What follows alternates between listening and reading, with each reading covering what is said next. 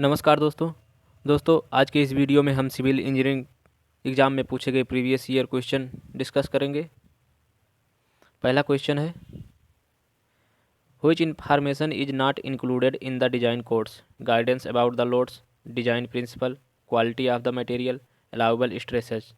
Friends, जो design codes होता है उसमें लोड, मटेरियल की क्वालिटी और अलाउबल स्ट्रेस, इन तीनों के बारे में कंसिडरेशन होता है, जबकि डिज़ाइन प्रिंसिपल का कोई भी कंसिडरेशन डिज़ाइन कोड्स में नहीं होता है। So correct answer for this question option B.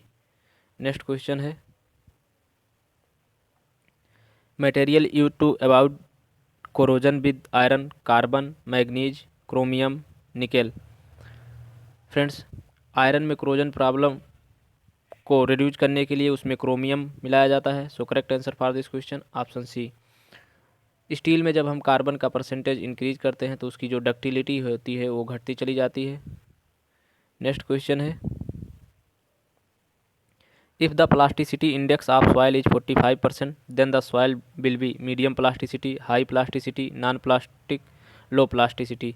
Friends, जो प्लास्टिसिटी इंडेक्स होता है जिसको हम आईपी से डिनोट करते हैं, आईपी इक्वल टू WL-WP होता है। यदि आईपी का मान 0 है तो वो नॉन प्लास्टिक, और यदि इसकी वैल्यू 1 से 7 के बीच में है तो उसे लो प्लास्टिक, और मीडियम प्लास्टिक के लिए जो आईपी की वैल्यू होती है वो 7 से 17 के बीच में होती है, और जो जिस सॉइल की प्लास्टिसिटी जो होती है वो 17 से अधिक है उसे हाई प्लास्टिक सॉइल कहते हैं।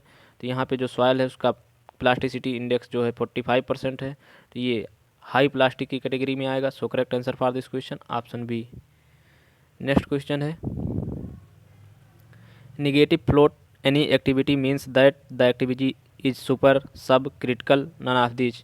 फ्रेंड्स, यदि किसी भी एक्टिविटी का जो फ्लोट है वो 0 हो तो उसे क्रिटिकल एक्टिविटी, और यदि किसी भी एक्टिविटी का जो फ्लोट हो वो पॉजिटिव हो तो उसे सब क्रिटिकल एक्टिविटी, और यदि निगेटिव फ्लोट हो तो उसे सुपर क्रिटिकल एक्टिविटी कहते हैं। So correct answer for this question option A.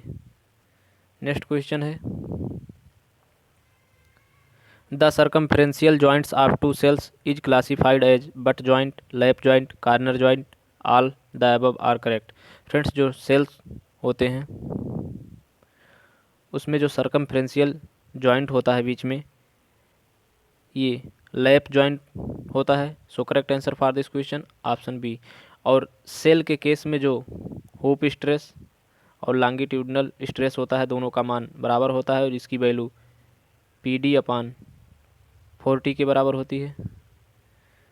Next question है,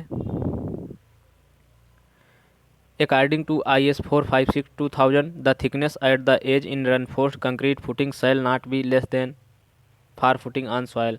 फ्रेंड्स, यदि कोई फुटिंग हो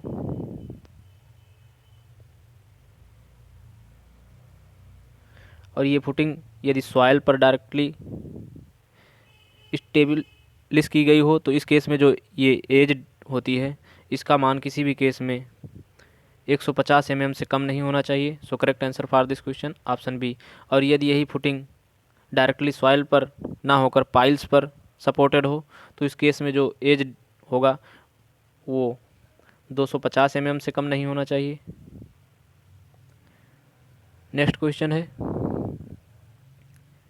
if the cross slope of a country is greater than 60% the terrain is classified as rolling terrain, plain terrain, mountainous terrain, steep terrain. Friends, यदि cross slope 0 से 10% के बीच में हो तो उसे प्लेन ट्रेन, और यदि क्रॉस स्लोप 10 से 25% के बीच में हो तो उसे रूलिंग ट्रेन। माउंटेनियस ट्रेन जो होता है उसका स्लोप 25 से 60% के बीच में होता है, और यदि स्लोप जो हो क्रॉस स्लोप वो 60% से भी अधिक हो तो वो स्टीप ट्रेन होता है। तो जो इस क्वेश्चन के लिए जो करेक्ट आंसर हो जाएगा वो ऑप्शन डी होगा। नेक्स्ट क्वेश्चन है, which one is the correct option for the damp proof course, it is measured in the cubic metre. Friends, जो DPC होती है उसको हम मीटर स्क्वायर में मेजर करते हैं, ना कि क्यूबिक मीटर में। It is measured in running metre, इसको हम मीटर स्क्वायर में मेजर करते हैं, तो ये दोनों ऑप्शन करेक्ट नहीं है। It is not provided at the sills of door. Friends, जो DPC होती है वो डोर के सिल पर प्रोवाइड नहीं की जाती है, तो इसके लिए जो करेक्ट आंसर हो जाएगा वो ऑप्शन सी होगा।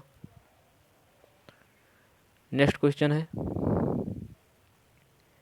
इन series pipe problems a trial solution is not necessary, discharge is same through each pipe, head loss is same through each pipe, discharge through each pipe is added to the obtain discharge.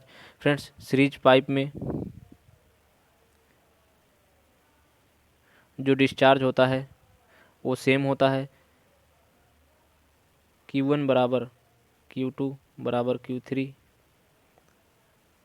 बराबर Q होगा। यदि इस पहले pipe में discharge Q1, इसमें Q2 और इसमें Q3 हो, सभी में जो डिस्चार्ज होगा सेम होगा, लेकिन इस केस में जो हेड लॉस होगा फ्रिक्शन के कारण वो H F equal to H F one plus H F two plus H F three के बराबर होगा। So correct answer for this question option B. जबकि पैरेलल के केस में